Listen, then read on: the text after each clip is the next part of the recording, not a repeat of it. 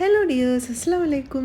ഇന്ന് നമുക്കൊരു കണ്ണൂർ ബിരിയാണി ഉണ്ടാക്കിയാലോ? നല്ല അടിപൊളി ടേസ്റ്റിൽ ഹോട്ടലൊക്കെ കിട്ടുന്ന പോലെ. അപ്പോൾ നമുക്ക് തുടങ്ങാം. അതിനു മുമ്പ് ഒരു കാര്യം പറഞ്ഞോട്ടെ, തുടങ്ങിയിട്ടേ ഉള്ളേ, ഒന്ന് സബ്സ്ക്രൈബ് ചെയ്ത് സപ്പോർട്ട് ചെയ്യണേ പ്ലീസ്. അപ്പോൾ നമുക്ക് തുടങ്ങി. ആദ്യം തന്നെ നമുക്ക് ബിരിയാണിക്കുള്ള മസാല ഉണ്ടാക്കാം കേട്ടോ. ആദ്യം തന്നെ ഒരു പാത്രത്തിൽ നെയ്യോ വെളിച്ചെണ്ണയോ ഒഴിക്കാം കേട്ടോ. സൺഫ്ലവർ ഓയിൽ ഒഴിക്കാണ്ടിരിക്കുന്നതായിരിക്കും നല്ലത്. അതിലേക്കൊരു 3 സവാള നേരിയതായിട്ട് അരിഞ്ഞിട്ട് അതിട്ടിട്ട് നന്നായിട്ട് വഴറ്റണം കേട്ടോ. ഇതിൻ്റെ ഒപ്പം തന്നെ ഉണ്ടല്ലോ, ഒരു 2 സവാള എടുത്തിട്ട് നമ്മൾ ബിസ്ത് തയ്യാറാക്കാൻ വേണ്ടിയിട്ട് പൊരിച്ചെടുക്കണം കേട്ടോ. സത്യത്തിൽ ഞാനത് പൊരിച്ചത് വീഡിയോ എടുത്തതാന്നേ, നോക്കിയപ്പോൾ കാണുന്നില്ല, എവിടെ പോയിന്നൊരു പിടുത്തവും ഇല്ല. ചിലപ്പോൾ ഓൺ ചെയ്യാൻ മറന്നു പോയിട്ടുണ്ടാവും. എന്തായാലും 2 സവാള നന്നായിട്ട് നേരിയതായിട്ട് അരിഞ്ഞിട്ട് അതിനെ എണ്ണയിൽ പൊരിച്ചെടുക്കണം കേട്ടോ. ഈ ബിസ്തയാണ് ബിരിയാണി മസാലയുടെ താരം. ബിസ്തയ്ക്ക് വേണ്ടി സവാള പൊരിക്കുമ്പോഴേ നല്ല ക്രിസ്പി ആയിട്ട് കിട്ടുന്ന പോലെ പൊരിച്ചെടുക്കണം കേട്ടോ. അതിലേക്കുണ്ടല്ലോ ഇഞ്ചി വെളുത്തുള്ളി പച്ചമുളക് പേസ്റ്റ് ആക്കിയത് ഒരു 3 ടേബിൾ സ്പൂൺ ചേർക്കണം കേട്ടോ. ഇനി അതിലേക്ക് 2 ടീസ്പൂൺ ഗരം മസാല, ഞാൻ വീട്ടിൽ പൊടിച്ചെടുത്തതാണ് ഗരം മസാല, അത് ചേർത്തിട്ട് നന്നായിട്ട് വഴറ്റുക. പല ടൈപ്പ് ബിരിയാണി ഉണ്ടാക്കിയിട്ടുണ്ടെങ്കിൽ എനിക്ക് തോന്നിയിട്ടുണ്ട് ഏറ്റവും എളുപ്പവും ഏറ്റവും ടേസ്റ്റും ഈ കണ്ണൂർ സ്റ്റൈൽ ബിരിയാണിയാണെന്ന്. നമ്മൾ ഈ കല്യാണ ബിരിയാണിയിലൊക്കെ ഒരു ടേസ്റ്റ് ഇല്ലേ, അത് ശരിക്കും ഇതിന് കിട്ടും.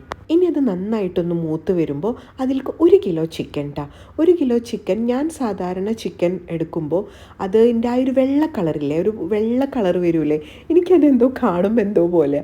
അപ്പോൾ അതുകൊണ്ട് ഞാനതിലേക്കുണ്ടല്ലോ കുറച്ച് ഉപ്പും മഞ്ഞൾപ്പൊടിയും തേച്ചിട്ട് ഒന്ന് കുറച്ച് നേരം വെക്കും, ആ വെള്ള കളർ പോകാൻ വേണ്ടി മാത്രം. അത് വേണമെന്നൊന്നുമില്ല. അങ്ങനെ മഞ്ഞൾപ്പൊടി ഇട്ട് പുരട്ടി വെച്ചിട്ടില്ല എന്നുണ്ടെന്നുണ്ടെങ്കിൽ ഈ മസാല വഴറ്റുമ്പോൾ അതിൽ ഗരം മസാലയുടെ ഒപ്പം 1 ടീസ്പൂൺ മഞ്ഞൾപ്പൊടിയും കൂടി ഇട്ടിട്ട് നന്നായിട്ട് വഴറ്റണം കേട്ടോ. ഇതിപ്പോൾ ഞാൻ പൊരിക്കാണ്ടാണ് കേട്ടോ ചേർക്കുന്നത് ചിക്കനെ, പക്ഷേ ചില സമയത്ത് ഞാൻ പൊരിച്ചും ചേർക്കാറുണ്ട് ബിരിയാണിയിൽ. അതും വേറൊരു ടേസ്റ്റ് തന്നെയാണ്. പൊരിക്കുന്നത് ഈ പറയുന്ന പോലെ നമ്മളുടെ ടൈമും മൂഡും അതൊക്കെ അനുസരിച്ചിരിക്കും. പക്ഷേ എനിക്ക് രണ്ടും 2 വെറൈറ്റി ടേസ്റ്റായിട്ടാണ് തോന്നിയിട്ടുള്ളത് കേട്ടോ. അടിപൊളിയാണ്. അങ്ങനെ ചിക്കനൊക്കെ നന്നായിട്ട് ഇതിൽ മിക്സ് ആക്കിയതിന് ശേഷം നമ്മളൊന്ന് മൂടി വെച്ചിട്ടൊന്ന് വേവിക്കണേ. ഇത് പൊരിച്ചിട്ടില്ല എന്നുണ്ടെന്നുണ്ടെങ്കിൽ ഈ ചിക്കനിൽ നിന്ന് നന്നായിട്ട് വെള്ളം ഇറങ്ങും. അപ്പോൾ ആ വെള്ളത്തിൽ കിടന്ന് ഇത് വെന്തോളും. പക്ഷെ പൊരിച്ചു കഴിഞ്ഞ് കഴിഞ്ഞാൽ നമ്മൾ നല്ല ശ്രദ്ധ വേണം, ഇടയ്ക്കിടയ്ക്ക് ഇളക്കിക്കൊണ്ടിരിക്കണം. കാരണം ഒന്ന് പൊരിച്ച ചിക്കനിൽ നിന്ന് ഒരിക്കലും വെള്ളം ഇറങ്ങില്ലല്ലോ. അപ്പോൾ നമ്മൾ ഇളക്കി കൊടുത്തില്ലെങ്കിൽ അടി പിടിക്കും. അങ്ങനെ ഒരു 5-10 മിനിറ്റോളം ഉണ്ടല്ലോ ഇടയ്ക്കിടയ്ക്ക് മൂടി വെച്ചിട്ട് നമ്മൾ ഇളക്കി കൊടുത്ത് ഒരു ചെറിയ തീ സിമ്മാക്കണം എന്നില്ല, ഒരു മീഡിയം ഫ്ലെയിമിലിട്ടിട്ട് നമ്മൾ വേവിച്ചെടുക്കണം കേട്ടോ. ഒന്ന് വെള്ളം വറ്റി തുടങ്ങുമ്പോഴേ ഒരു 2 പിടി മല്ലിയിലയും പുതിനയും കൂടി അരിഞ്ഞത് ഇതിലേക്ക് ചേർക്കണം കേട്ടോ. പിന്നെ ഒരു 2 സ്പൂൺ തൈരും ഇതും കൂടി ചേർത്തിട്ട് നന്നായിട്ട് മിക്സ് ചെയ്യുക. അപ്പോൾ ഈ തൈരൊക്കെ ചേർക്കുമ്പോണ്ടല്ലോ കുറച്ചും കൂടി നമുക്കൊരു വെള്ളം കൂടിയ പോലെ തോന്നും. പക്ഷേ ചിക്കൻ ഒന്ന് വെന്ത് തുടങ്ങിയെന്ന് നമുക്ക് തോന്നിക്കഴിഞ്ഞ് കഴിഞ്ഞാൽ പിന്നെ മൂടി വെച്ച് വേവിക്കണം എന്നില്ല കേട്ടോ. കാരണം മൂടി വെച്ച് വേവിച്ച് കഴിഞ്ഞ് കഴിഞ്ഞാൽ പിന്നെ വെള്ളം വറ്റാൻ ബുദ്ധിമുട്ടായിരിക്കും. അപ്പോൾ നമുക്ക് വേണമെങ്കിൽ ചിക്കൻ വെന്ത് ഒന്നും നമുക്ക് തോന്നിക്കഴിഞ്ഞ് കഴിഞ്ഞാൽ തുറന്ന് വെച്ച് വേവിക്കാം. അപ്പോൾ വെള്ളം പെട്ടെന്ന് വറ്റിക്കോളും. തൈരൊക്കെ നന്നായിട്ട് മിക്സ് ചെയ്തതിന് ശേഷം ഉണ്ടല്ലോ 2 മീഡിയം സൈസിലുള്ള തക്കാളി ഉണ്ടല്ലോ അത് അരിഞ്ഞിട്ട് ചേർക്കണം കേട്ടോ. ഈ തക്കാളിയൊക്കെ ചേർത്ത് കഴിയുമ്പോണ്ടല്ലോ വെള്ളത്തിൻ്റെ അളവ് കൂടുന്നതായിട്ട് നമുക്ക് തോന്നും. അത് ഈ തക്കാളിയൊക്കെ വെന്തിറങ്ങുമ്പോൾ നമുക്ക് തോന്നുന്നതാണ്. അപ്പോൾ പിന്നെ അടച്ചു വെച്ച് വേവിക്കേണ്ട, പിന്നെ നമുക്ക് തുറന്ന് വെച്ച് തന്നെ വേവിച്ചാൽ മതി. അപ്പോൾ വെള്ളം വറ്റിക്കോളും. അങ്ങനെ കുറച്ച് തീ കൂട്ടിയിട്ടിട്ട് വെള്ളം നമുക്കൊന്ന് വറ്റിച്ചെടുക്കണം കേട്ടോ. കാരണം ഓൾറെഡി ചിക്കൻ വെന്തതല്ലേ. അപ്പോൾ നമുക്ക് എന്തായാലും വെള്ളം വറ്റിച്ചെടുക്കുക എന്നുള്ളതാണ് ആദ്യത്തെ പരിപാടി. അങ്ങനെ അത്യാവശ്യം വെള്ളം വറ്റി വരുമ്പോഴാണ് നമ്മൾ ബിസ്ത് ചേർക്കേണ്ടത്. ഇതാണ് പൊരിക്കുന്ന വീഡിയോ എനിക്ക് മിസ്സായത് കേട്ടോ. ഇത് നന്നായിട്ട് പൊടിച്ചിട്ട് മുഴുവൻ ചേർക്കണ്ട, നമുക്കൊരു തരി നമുക്ക് ദം ചെയ്യുമ്പോൾ ഇടാൻ വേണ്ടിയിട്ട് മാറ്റി വയ്ക്കാം. ബാക്കിയുള്ളത് ഇതേപോലെ കൈ കൊണ്ട് പൊടിച്ച് നല്ല ഇങ്ങനെ ക്രിസ്പി ആയിട്ടിരിക്കും പൊടിക്കുമ്പോൾ. അതും കൂടി ചേർത്തിട്ട് നന്നായിട്ട് മിക്സ് ചെയ്യണം. ഞാൻ സത്യത്തിൽ കണ്ണൂർക്കാരിയല്ല കേട്ടോ, ഞാൻ തൃശ്ശൂർക്കാരിയാണ്. പക്ഷേ ഇവിടെ വന്നതിന് ശേഷമാണ് ഞാൻ ഈ കണ്ണൂർ സ്റ്റൈൽ ബിരിയാണിയൊക്കെ ഉണ്ടാക്കാൻ വേണ്ടി പഠിച്ചത്. പക്ഷേ ഞാനും എൻ്റെ ഫാമിലിയും ഇപ്പോൾ കുറേ വർഷങ്ങളായിട്ട് ഈ ബിരിയാണിയുടെ ഫാനാണ്. അപ്പോൾ എല്ലാം കൂടി മിക്സ് ചെയ്തിട്ട് ആവശ്യത്തിന് ഉപ്പും കൂടി ഉണ്ടോ എന്ന് നോക്കിക്കഴിഞ്ഞ് കഴിഞ്ഞാൽ നമ്മളെ മസാല റെഡി. ഇനി നമുക്ക് നെയ്ച്ചോറ് ഉണ്ടാക്കാം. അപ്പോൾ നെയ്ച്ചോറ് ഉണ്ടാക്കാൻ വേണ്ട പാത്രത്തിലേക്ക് ഒരു 3-4 ടേബിൾ സ്പൂൺ നെയ്യ് ഒഴിക്കണം കേട്ടോ. ആയി വരുമ്പോൾ അതിലേക്ക് 2-3 ഏലക്ക, ഒരു 2-3 ഗ്രാമ്പൂ, പിന്നെ ഒരു 3-4 പീസ് കറുകപ്പട്ട, പിന്നെ ബേ ലീഫ്, അതൊക്കെ ഇട്ടിട്ട് നന്നായിട്ട് മിക്സ് ചെയ്യാം. ബേ ലീഫ് തീർന്നു പോയിന്നേ, ഞാനിപ്പോൾ ഇടാൻ നേരത്തെ ശ്രദ്ധിച്ചത്. അപ്പോൾ ബേ ലീഫ് ഇടണം കേട്ടോ. ഇതെല്ലാം ഇട്ടിട്ട് മൂത്ത് വരുമ്പോൾ ഒരു ചെറിയ സവാള ചെറുതായിട്ട് അരിഞ്ഞത് അതും കൂടി ഇട്ടിട്ട് വഴറ്റുക. സവാള അധികം മൂപ്പിക്കേണ്ട കേട്ടോ, ഒന്ന് വാടിയാൽ മതി. സവാള നന്നായിട്ട് വഴണ്ട് വരുമ്പോഴുണ്ടല്ലോ നേരത്തെ കഴുകി വെച്ചിട്ടുള്ള ജീരകശാല അല്ലെങ്കിൽ കൈമ, ഈ 2 റൈസാണ് ഇതിൻ്റെ ഹൈലൈറ്റ്. അപ്പോൾ നമ്മൾ ബസ്മതി റൈസ് ഒന്നും ഉപയോഗിക്കരുത്. ഈ 2 ഏതെങ്കിലും ഒരു അരി ഉപയോഗിക്കുക. ഇത് നേരത്തെ കുതിർക്കൊന്നും വേണ്ട കേട്ടോ. ഒരു 5 ഗ്ലാസ് അരി, 5 കപ്പ് അല്ലെങ്കിൽ ഗ്ലാസ് അരി നന്നായിട്ട് കഴുകിയിട്ട് അതിൻ്റെ വെള്ളം മുഴുവൻ പോകാൻ വേണ്ടിയിട്ട് വയ്ക്കുക. അത്രയും മതി.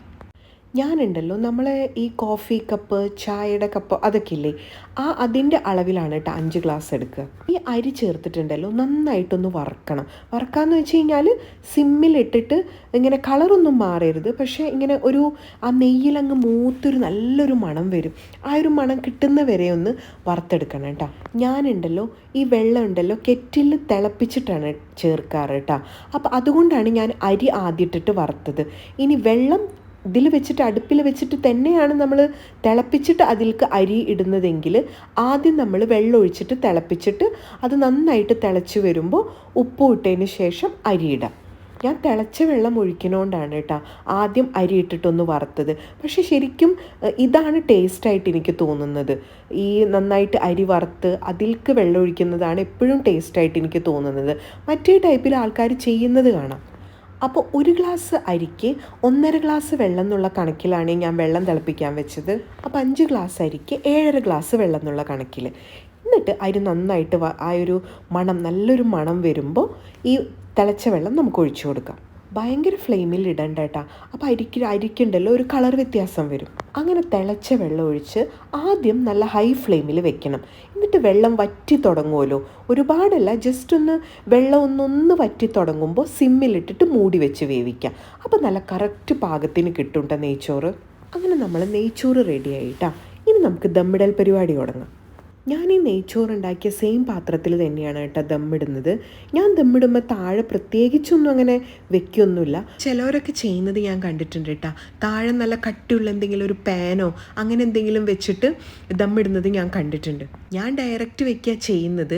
ഇതുവരെ അങ്ങനെ അടിപിടിച്ചൊരു ദുരനുഭവം ഇല്ലാത്തതുകൊണ്ടായിരിക്കാം ഞാൻ ആ ഒരു കോൺഫിഡൻസിൽ ഇത് ചെയ്യുന്നത്. പക്ഷേ ദമ്മ് വെച്ചതിന് ശേഷം നമ്മൾ ശ്രദ്ധയൊന്നും വേണം കേട്ടോ. അതവിടെ വെച്ചങ്ങ് പോയാൽ പണി കിട്ടും. അപ്പം ഞാൻ ദമ്മിടാൻ വേണ്ടിയിട്ട് പകുതി ചോറ് മാറ്റിയിട്ട് ആ പാത്രത്തിൽ തന്നെ ഇടയിലായിട്ട് ദമ്മിട്ട് കൊടുക്കുക ചെയ്യുന്നത്. അപ്പോൾ അതിലേക്ക് സവാള പൊരിച്ചത് ആദ്യം ഒന്ന് വെതറിയിട്ട് കൊടുക്കും. പിന്നെ അണ്ടിപ്പരിപ്പ്, മുന്തിരി അതൊക്കെ നെയ്യിലൊന്ന് വറുത്തത് അതും ഇടയിലിട്ട് കൊടുക്കും. മല്ലിയിലയും പുതിനയും കൂടിയിട്ട് അതും അരിഞ്ഞതിട്ട് കുറച്ച് നെയ്യും കൂടി തൂവി ഒരു ഇച്ചിരി ഗരം മസാലയും ഒന്നൊന്ന് തൂവി കൊടുക്കും. അതാണ് ഫസ്റ്റ് ലെയറിലിടുക. പിന്നെ നടുക്ക് ചിക്കൻ ഇടും. ചിക്കൻ ഇട്ടിട്ട് ബാക്കിയുള്ള റൈസും കൂടി അതിൻ്റെ മേലെ തട്ടി ഈ സെയിം സംഭവം തന്നെ ഒന്നും കൂടി മേലെ വിതറി. അതായത് നമ്മൾ ഉള്ളി, അണ്ടിപ്പരിപ്പ്, മുന്തിരി, പുതിന, ഗരം മസാല പിന്നെ കുറച്ച് നെയ്യ് അതും കൂടി ഇട്ടിട്ട് മേലെ ഫില്ല് ചെയ്ത് കൊടുക്കും. എന്നിട്ട് മേലെ ഞാനുണ്ടല്ലോ അലുമിനിയം ഫോയിൽ വെച്ചിട്ട് ഒന്ന് കവർ ചെയ്യും. ഒന്ന് എയർ ടൈറ്റായിട്ടിരിക്കാൻ വേണ്ടിയിട്ടാണ് അലുമിനിയം ഫോയിൽ വെച്ച് കവർ ചെയ്തിട്ട് അതിൻ്റെ മേലെ മൂടി വെച്ചിട്ടാണ് അടയ്ക്കുക. ഒരു 10 മിനിറ്റ് 15 മിനിറ്റ്, അതിൽ കൂടുതൽ ഞാൻ വെക്കാറില്ല.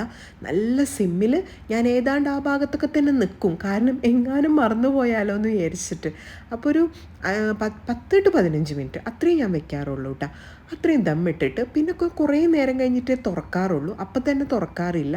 ആ കറക്റ്റായ ദമ്മിലിരുന്ന് ആ മണവും അതൊക്കെ കൂടി ആ ഒരു കറക്റ്റ് അങ്ങോട്ട് പിടിക്കാൻ വേണ്ടിയിട്ട് ഞാൻ കുറേ നേരം കഴിഞ്ഞിട്ട് ഇത് സെർവ് ചെയ്യാൻ എടുക്കാറുള്ളൂ. അങ്ങനെ അടിപൊളി ബിരിയാണി റെഡി ആയിട്ടുണ്ട് കേട്ടോ. കുറേ വർഷങ്ങളായിട്ട് ഞങ്ങളുടെ ഓഫ് ഡേയ്സിലെ മെയിൻ ഫുഡ് ഇതാണ് കേട്ടോ. അത് ബീഫ്, ചിക്കൻ, മട്ടൻ അങ്ങനെ മാറുന്നേ ഉള്ളൂ. പക്ഷേ സെയിം ഇതൊക്കെ തന്നെയാണ് ഉണ്ടാക്കുന്ന രീതി. എല്ലാവരും ചിലപ്പോൾ ഉണ്ടാക്കുന്നതൊക്കെ തന്നെയായിരിക്കും, ചെറിയ ചെറിയ വ്യത്യാസങ്ങളുണ്ടാവും. എന്നാലും ഒന്ന് ട്രൈ ചെയ്ത് നോക്കട്ടോ. അപ്പോൾ പ്ലീസ് സബ്സ്ക്രൈബ്, ഷെയർ. അസ്സലാമു അലൈക്കും.